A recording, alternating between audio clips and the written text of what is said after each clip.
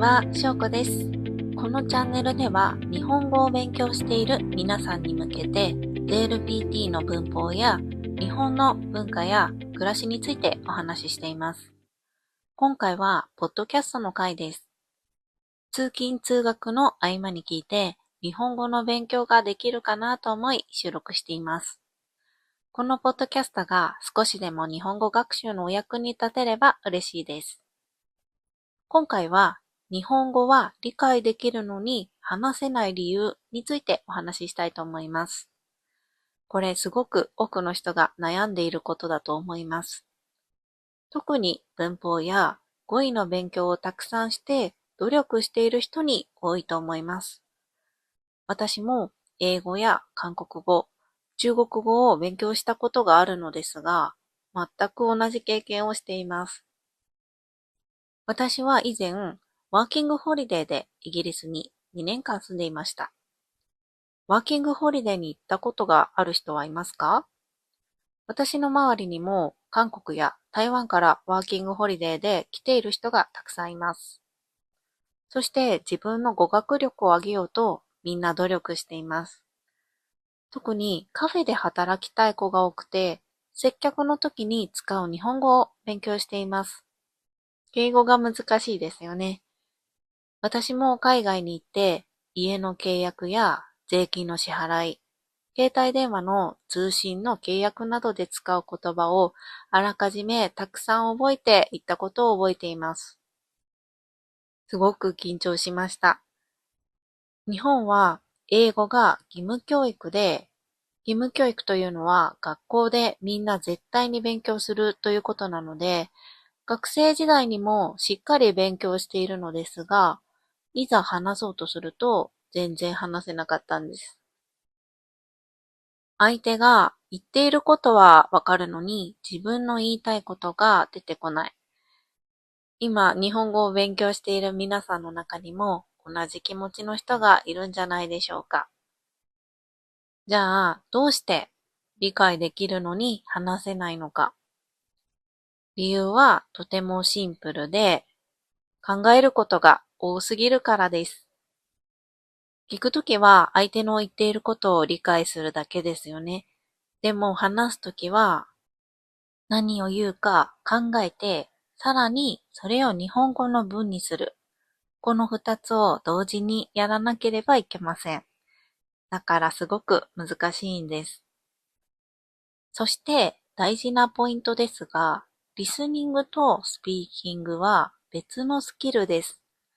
よく聞けるようになったのにどうして話せないのと思う人がいるかもしれませんが、それは普通のことです。赤ちゃんも同じですよね。まずお母さんやお父さんの言葉をたくさん聞いて理解できるようになって、その後話せるようになります。なので、今リスニングができている皆さんは、ちゃんと次のステップに進んでいけるし、話せるようになります。じゃあ、どうすれば話せるようになるのか。答えはとてもシンプルで、話す練習をすることです。でも、たくさん話してくださいと言われても、日本に住んでいない人や日本人の友達がいない人はどうやってと思いますよね。今回は具体的な方法を3つ紹介します。まず1つ目はシャドーイング。真似して音読するです。ポッドキャストや動画を聞いてそのまま真似して話します。大事なのは使えそうなフレーズをそのまま覚えることです。そして自分が興味があるトピックだったり、自分が話したい内容のものを題材に選ぶといいですね。そして何回も繰り返しているうちに、例えば、なるほど、確かに、ちょっと難しいですね、など、よく耳にするワードがあることに気づくはずです。文法を考えるのではなく、そのまま使える形で覚えていきます。私も今、英語はポッドキャストでシャドーイングをしていますが、同じシチュエーションで、あ、この言い方使えると自然に出てくるようになりました。この方法で他の言語もトライしてみようと思います。そして二つ目は、独り言です。これはすごくおすすめです。例えば、今日は天気がいいな。今からご飯を食べよう。ちょっと疲れたな。こういう普段考えていることを日本語で言ってみてください。言わなくても頭の中でつぶやいてみるだけでも大丈夫です。これは本当に効果があって、まず日本語で考える癖がつくので、日本語が自然と出てくるようになります。最初はもちろん簡単な文で大丈夫です。わからない単語があったら、その時に調べれば OK だし、そうやっていくと自分が話したいことで使う単語を覚えることができます。赤ちゃんからずっとその国に住んでいるネイティブに単語やフレーズの数で勝つのはほぼ不可能です。なので、まずは自分がよく話す話題、話したいことから語彙を増やしていくことが話せるようになっている成長を感じやすいし、モチベーションも保ちやすいです。三つ目は、実際に人と話すことです。やっぱりこれが一番効果があります。言語交換アプリや日本語のクラス、友達との会話など、できるだけ日本語を使う機会を作ってください。もちろん間違えると思います。緊張もすると思います。でも、いきなり人と話すことは難しいよ。日本語を話す相手を見つけるのは難しいっていう人もいると思います。そういう人はまず AI、チャット GPT と話してみたりするところから始めるといいかもしれません。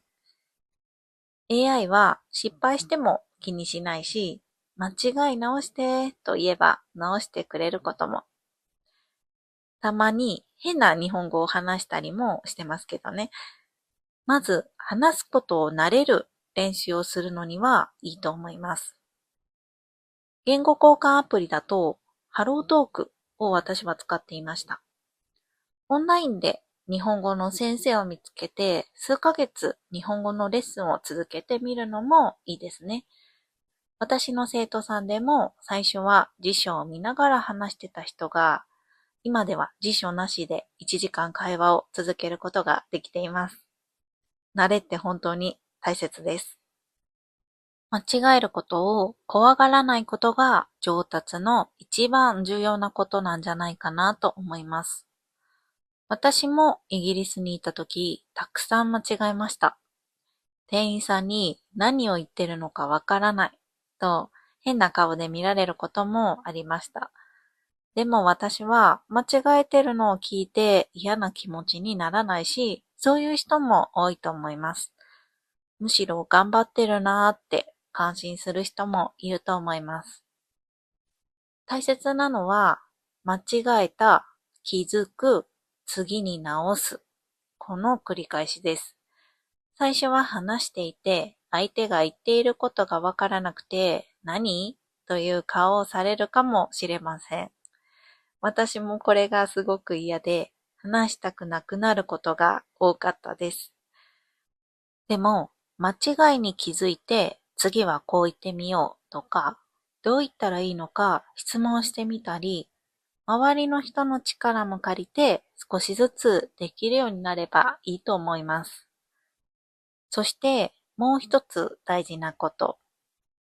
それは使わないと忘れるということです。